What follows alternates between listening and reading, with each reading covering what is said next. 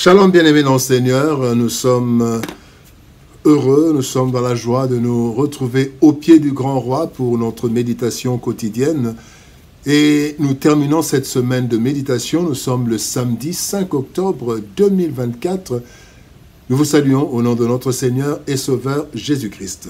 Pour notre méditation de ce jour, nous allons lire un texte dans la lettre de Paul aux Galates, chapitre 5, versets 22 à 23, dans la version Louis II. Voici ce que déclarent les Écritures. Mais le fruit de l'Esprit, c'est l'amour, la joie, la paix, la patience, la bonté, la bénignité, la fidélité, la douceur, la tempérance. La loi n'est pas contre ces choses. Le fruit de l'Esprit.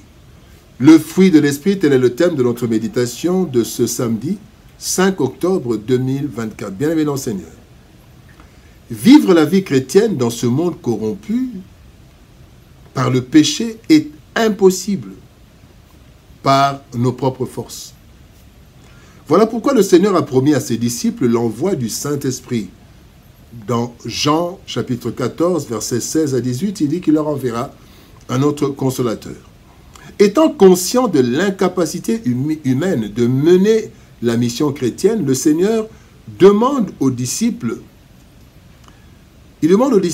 dans Actes des Apôtres, chapitre 1, au verset 4, verset 8, il leur demande de ne pas s'éloigner de Jérusalem avant d'avoir reçu la puissance spirituelle nécessaire et indispensable pour la mission. Le texte de ce jour nous parle d'un des composants de la puissance du Saint-Esprit, le fruit de l'Esprit. C'est le premier élément qui lui-même est composé de plusieurs éléments ou de plusieurs vertus. Ainsi, la Bible ne parle pas des fruits du Saint-Esprit, mais plutôt du fruit. C'est le signe distinctif du chrétien qui doit être reconnu par ses fruits, tel que Christ le dit dans Matthieu, chapitre 7, versets 16 à 20. Il doit être reconnu par son fruit. Matthieu, chapitre 7, versets 16 et 20. Voyons ce que le texte du jour nous enseigne. Parlons d'abord des vertus du fruit. Les vertus du fruit. Galates, chapitre 5, verset 22 nous dit « Mais le fruit de l'Esprit, c'est l'amour, la joie, la paix, la patience, la bonté, la bénignité, la fidélité, la douceur, la tempérance. » Le texte ici parle du fruit et non des fruits, alors qu'au verset 19, la Bible dit, il parle des œuvres de la chair. Pas l'œuvre, mais les œuvres de la chair. Cela nous conduit à considérer que le Saint-Esprit produit un fruit aux multiples vertus. 9 vertus particulièrement. L'amour, la joie, la paix, la patience, la bonté, la bénignité, la fidélité, la douceur, la tempérance.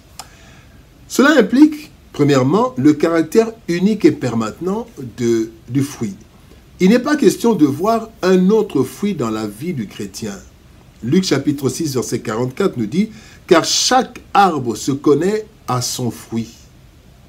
On ne cueille pas des figues sur des épines, et l'on ne vendange pas des raisins sur des ronces. » Deuxième chose que cela implique, c'est le caractère globalisant de ces vertus. En fait, toutes les 9 vertus doivent se retrouver dans la vie du chrétien, et non 2 vertus sur 9, 6 vertus sur 9. Non, toutes ces vertus font, en fait, composent le fruit du Saint-Esprit. Bien, le premier élément de la puissance reçue avec la venue du Saint-Esprit, c'est le fruit.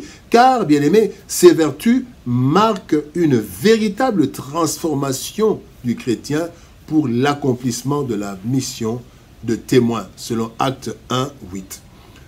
Deuxième leçon, un fruit identitaire. Dans Matthieu chapitre 7, verset 16, la Bible dit « Vous les reconnaîtrez à leurs fruits. Cueille-t-on des raisins sur des épines ou des figues sur des chardons ?» Dans 2 Corinthiens chapitre 5, verset 17, la Bible dit « Si quelqu'un est en Christ, il est une nouvelle créature. » En d'autres termes, à sa nouvelle naissance, le chrétien acquiert une nouvelle identité. Physiquement, rien ne change. Et même au point de vue de la nationalité, de la tribu, rien ne change. Nous restons dans la même tribu, dans la même nationalité. Avant Christ égale après Christ, même le physique. Pourtant, cette personne est une nouvelle créature. Alors, l'identité du chrétien se détermine par le fruit, selon que Christ a dit dans Jean 15, 16, « Ce n'est pas vous qui m'avez choisi, mais moi je vous ai choisi et je vous ai établi afin que vous portiez du fruit et que votre fruit demeure. » Ce fruit n'est pas d'abord l'évangélisation ou les œuvres, mais en premier lieu, du fruit fait allusion à l'identité, donc au fruit de l'esprit, preuve de notre nouvelle naissance. C'est le fruit qui détermine l'identité d'un arbre, n'est-ce pas? Et non ses feuilles, qui peuvent ressembler à celles d'un autre arbre. C'est le fruit de l'esprit, avec toutes ces 9 vertus, qui déterminera notre identité de chrétien, et non les dons et les ministères, parce que les dons et les ministères peuvent être falsifiés ou piratés, mais pas le fruit du Saint-Esprit. Le troisième point, pour porter le fruit.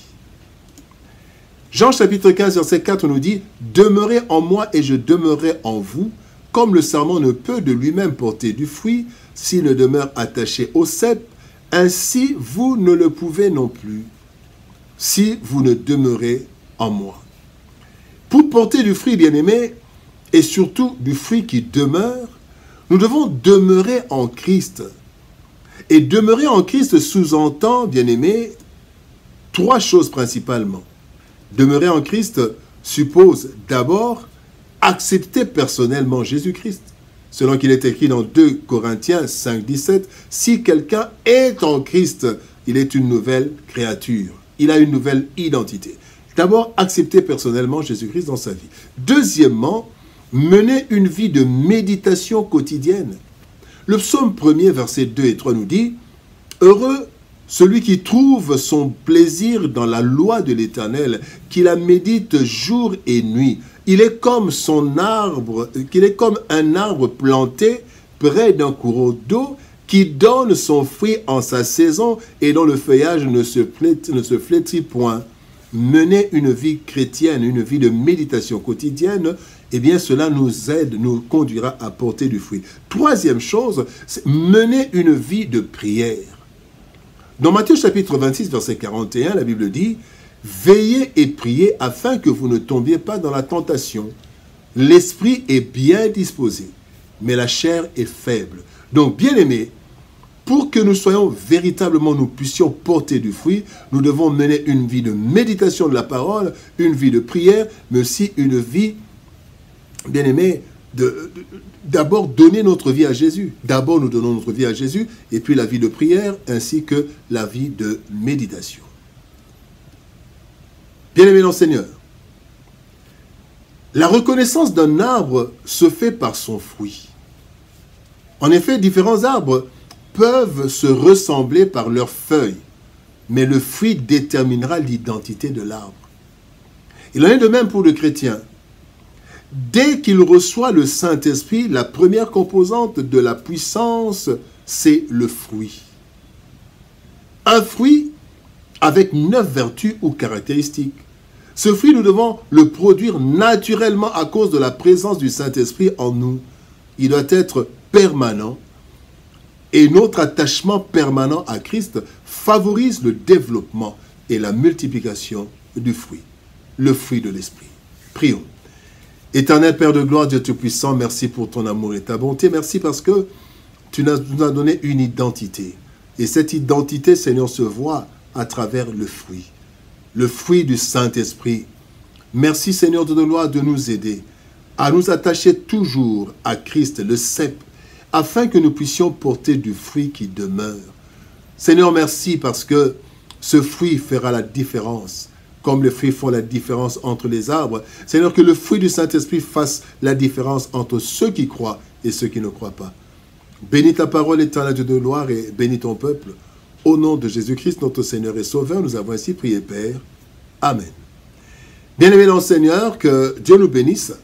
Shalom, au revoir, bon week-end et par la grâce de Dieu, nous nous retrouvons lundi pour une nouvelle semaine de méditation au pied du grand roi. Shalom, au revoir, bon week-end et à lundi.